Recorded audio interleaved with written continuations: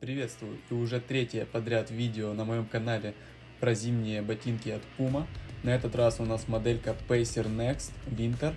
Зимняя модель, которая, на мой взгляд, наиболее подходящая и наиболее теплая для наших зим. И сейчас я вам расскажу почему. Перед началом видео попрошу тебя, подписывайся на канал, ставьте лайки, дизлайки, пишите в комменты то, что думаете про эти кроссовки. Уверен, у многих из вас, возможно, они уже были. У нас зелено-черная версия на белой подошве и точечно нанесена черная краска на подошву. Мы можем увидеть ярлычок Water Repellent, если я правильно его произношу.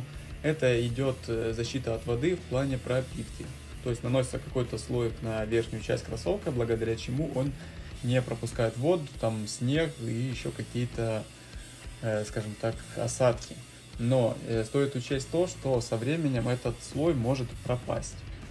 Особенно если там пару раз намокнете, поэтому все же рекомендовано покупать еще спрей, если вы будете особенно носить их где-то в ноябре, в какой-то дождь. Для зимы сам этот весь материал, он более чем годен. Он не промокнет, снег он выдержит. У меня были подобные зимние кроссовки, и они справлялись с этим всем на ура. Моделька сделана во Вьетнаме. Предшественники их это Цуги, они еще раньше, с 2018 года, и сам силуэт брался именно с них. Это можно заметить по подошве, то есть форма практически никак не изменилась, а также силуэт верха. Они идут такие как бы средней высоты, достаточно к носку острые, если можно так выразиться, и до сих пор они выглядят довольно свежо, на мой взгляд. Есть несколько вариантов цветов в мужском исполнении, мы можем видеть черные с цветными вставочками, и есть еще также темно-зеленые. Возможно, в других странах и раньше были еще какие-то цвета, но я конкретно видел только эти, и поэтому рассказываю вам про них. Есть женские, но женские, конечно, они вообще выглядят как-то, на мой взгляд, по-детски. Они больше подойдут как будто подросткам. Внутри мы можем увидеть искусственный мех, который идет здесь по всей площади, это очень важно. Утепленный здесь даже носок, наконец-то. Хоть в какой-то модели Puma использует полностью мех на всю площадь. Подошва здесь она средняя, она не мягкая, она, скажем так, прожимается, но еле-еле. Есть отверстие для облегчения, скорее всего. Все чаще я наблюдаю в кроссовках в последнее время такие новшества. Стелечка Soft Foam, она здесь стандартная. Правда, сверху нанесен оранжевый текстиль, довольно яркий. Но опять же таки, это специально под цвет этих кроссовок. По амортизации будет обеспечивать как раз комфорт эта стелька. На втором мы можем увидеть то же самое. Ярлычок. Внутри это размер 42,5, это на полсантиметра больше, чем мой размер. И они полномерные. Это сразу ощущается. Подошва здесь идет такая рубленная. Мне лично больше нравятся круглые массивные подошвы. Здесь же она идет такая более классическая, простая, но при этом достаточно толстая в пятке. Также есть толстый слой подметки, который имеет ярко выраженные зубчики, которые, по идее, должны очень хорошо хвататься на разных поверхностях.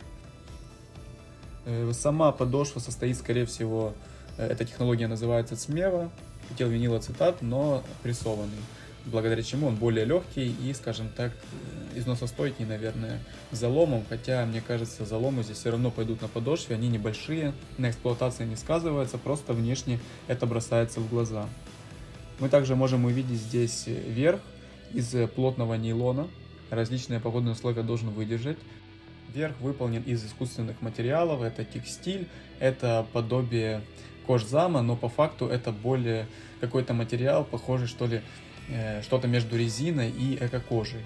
Я знаю, что такой материал очень прочный, и мороз ему в принципе не страшен, потому что у меня были подобные ботинки другой фирмы, именно там такой же использовался, и я в большой мороз выходил, все отлично, просто по бокам со временем могут появиться заломы.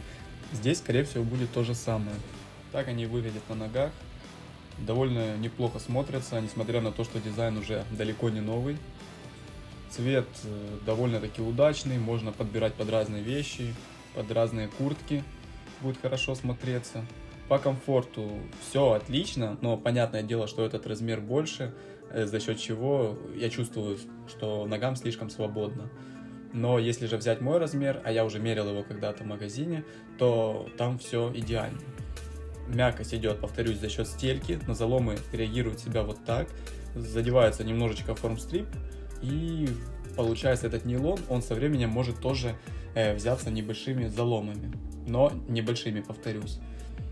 Пяточка отрабатывает, но довольно слабо, и это видно даже на видео. По качеству все на высшем уровне, подошва склеена сверху, швы все сделаны достаточно аккуратно.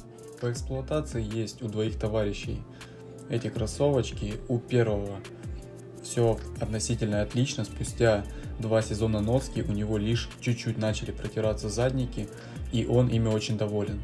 Еще что он говорит, так это то, что они очень легкие, на ногах почти не ощущаются, довольно комфортные. Эко-материал ведет себя просто отлично, мороз и все остальное ему не страшно. Понятно, что на прям супер большие морозы они не рассчитаны, и под теплый носок, тем не менее, их можно уже обуть на более такую серьезную погоду. Не рекомендуют, понятное дело, заходить в какую-то прям воду, лужи, потому что в таком случае они промокают, если на них не нанести какие-то пропитки. Второй, менее, скажем так, удачно относил их, прошел сезон, и у него именно уже умудрились, скажем так, истереться задники, и я думаю, это связано с тем, что, опять же таки, у каждого разные ноги, и все же не рассчитаны эти кроссовки на более какую-то суровую, скажем так, эксплуатацию. Нету какого-то, что ли, запаса прочности.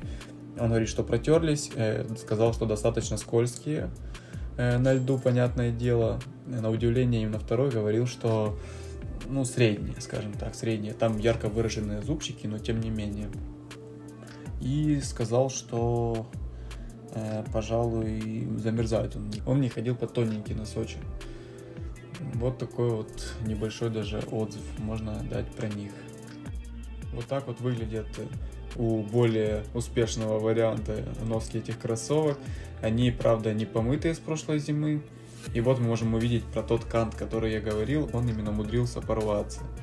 Опять же таки, так он вроде надежный, но в данном случае вот как раз владелец им недоволен. Ну а так в целом все отлично, небольшие только заломы, и понятное дело, что грязь уже в них достаточно сильно въелась. Вот такой получился обзорчик. Подписывайтесь на канал, ставьте лайки, дизлайки, и до новых встреч!